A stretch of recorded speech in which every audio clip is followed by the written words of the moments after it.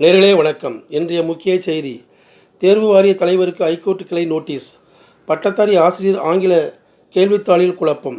மதுரை சிம்கல் பகுதியைச் சேர்ந்த சுதா ஐகோர்ட் கிளையில் தாக்கல் செய்த மனு. பள்ளி கல்வித்துறையில் காலியாக உள்ள 2582 பட்டதாரி ஆசிரியர் பணியிடங்களுக்கு கடந்த பிப்ரவரி 4 போட்டித் தேர்வு நடந்தது. 130 மையங்களில் நடந்த தேர்வில் 41,485 பேர் கலந்து கொண்டனர்.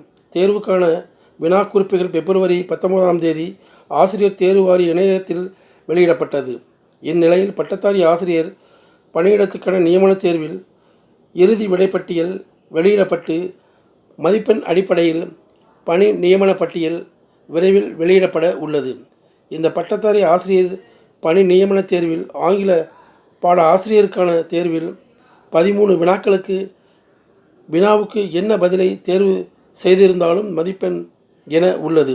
அத்துடன் 11 வினாக்களுக்கு ஏதாவது 3 பதில்களை தேர்வு செய்தால் மதிப்பெண் என மொத்தம் 24 வினாக்கள் தவறாக இருப்பதால் இதற்கு மதிப்பெண் வழங்கப்படும் என்று ஆசிரியர் தேர்வு வாரியம் அறிவித்துள்ளது. ஆனால் இது ஏற்புடையது அல்ல. எனவே இப்போது வெளியிடப்பட்ட இறுதி விடைத்தாள் அடிப்படையில் பணி நியமன பட்டியல் வெளியிட தடை விதிக்க வேண்டும். வல்லுநர்கள் குழுவை நியமித்து முறைப்படி ஆய்வு செய்து இறுதி விடைப்பட்டியல் வெளியிட உத்தரவிட வேண்டும். இவ்வாறு மனுவில் கூறியிருந்தார்.